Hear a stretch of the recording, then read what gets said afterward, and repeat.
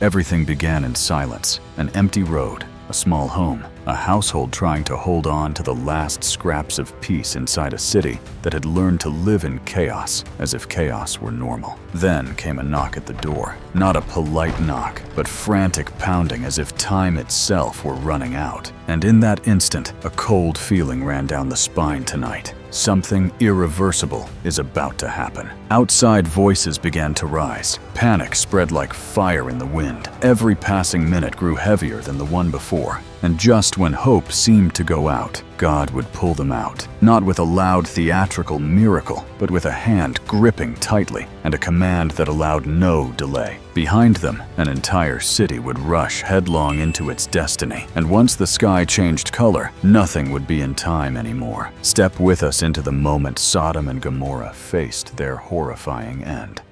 That afternoon on the hills near Hebron, wind moved through the oaks, carrying the smell of dry earth. Abraham sat at the entrance of his tent. Old age weighed on his shoulders, but his eyes were still bright, not because he was strong, but because he had learned to live with the living God. Then 3 strangers appeared. No warning, no hoofbeats, no entourage. Abraham sprang to his feet, as if his spirit recognized something his eyes had not yet understood. He hurried to serve them warm bread milk, tender meat, and while everything looked like an ordinary meal, the air itself felt heavy, as if it were hiding a verdict. When the meal was nearly finished, a word was spoken, not about weather but about sin. The cry of Sodom and Gomorrah is great, and their sin is very grievous. Genesis 18:20. Abraham heard the name of that city, and his heart sank, because Lot, his nephew, was there. The one he had guided, the one he had given land to, the one he had once rescued from war. What did Abraham want? He wanted his family safe. He wanted the one he loved not to be swallowed by disaster. But what he needed in that moment was the courage to stand between justice and mercy, to intercede even when what was coming was terrifying.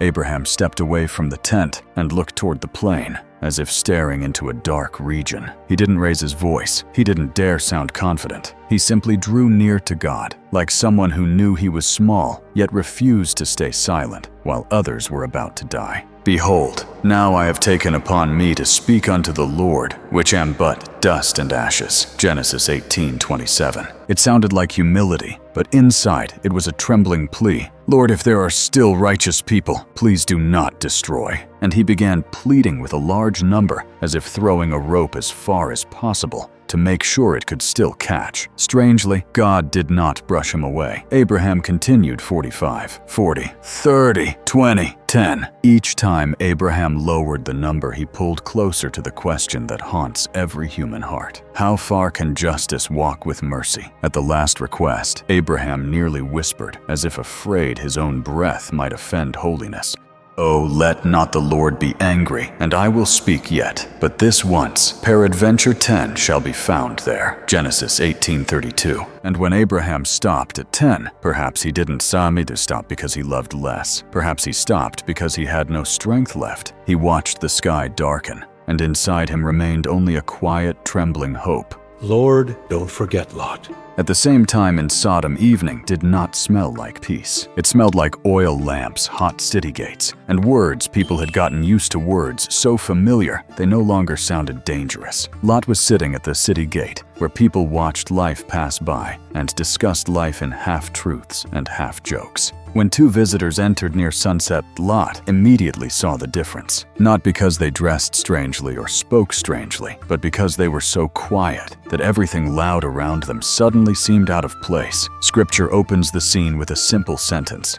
And there came 2 angels to Sodom at even, and Lot sat in the gate of Sodom. Genesis 19:1. Lot bowed and urged them earnestly to come into his house. The visitors said they would stay in the open square, but Lot insisted, as if something inside him warned outside is not safe, even though the streets still carry laughter. Inside Lot's house, bread was baked. Quickly, food was set out in haste. Outside, the city remained noisy, but now noisy in a different way. As night closed in, the pounding began no longer knocking to ask, but pounding to demand. Footsteps crowded together. Voices called out. Lot stepped outside and pulled the door behind him like a man standing between danger and what he was trying to protect. He tried to speak to reason to stop it with words, but in that suffocating moment, Sodom's wealth revealed its deepest poverty of humanity. In the breathless tension, Lot was yanked back inside. The door slammed shut, and the angel spoke with a voice that allowed no delay. They must leave the city at once because the city would be destroyed. Lot ran to warn his future sons-in-law. He spoke like a man who jolted awake from a nightmare. "Up, get you out of this place, for the Lord will destroy this city." Genesis 19:14. But they thought he was joking. In Sodom, warnings sounded like comedy because people had lived so long in the night that they could not believe a sunrise could burn. Dawn approached. Lot returned home, and he hesitated, not because he didn't believe, but because the human heart gets tied to what is familiar. The house, the belongings, the routines. Sometimes the hardest thing is not knowing what is right, but leaving what is wrong once it has started to feel like home. And Scripture gives one sentence that is both gentle and fierce. "And while he lingered, the men laid hold upon his hand, and upon the hand of his wife, and upon the hand of his 2 daughters. And they brought him forth, and set him without the city." Genesis 19:16. They ran. The city behind them still stood still, glowed, still looked as if nothing were about to happen.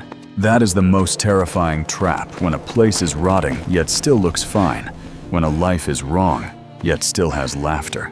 "Look not behind thee," they were told, not because God hates memory, but because some memories hook into the soul like barbs. Looking back isn't only turning your head, it's letting your heart be pulled back into what you were just rescued from. Lot ran ahead. His daughters followed, gasping feet slipping on stone. But Lot's wife ran behind her feet, moving forward, while her heart remained somewhere back there. She may have been thinking of the home, the jars, the bed, the things we have, a life that was wrong yet familiar. Then the sky changed color. It was no longer a gentle dawn, no longer soft pink. Light erupted behind them like a tear in the world. The air heated unnaturally. The ground seemed to tighten. Scripture says it in one sentence, so short it chills the bones. "Then the Lord rained upon Sodom and upon Gomorrah brimstone and fire from the Lord out of heaven." Genesis 19:24. Lot did not turn around. He only pulled his daughters forward.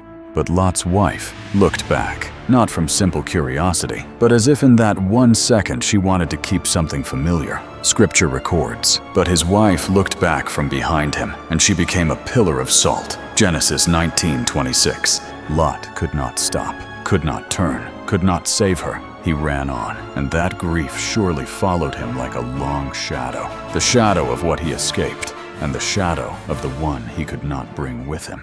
When they reached safety, they looked down. Sodom and Gomorrah were gone.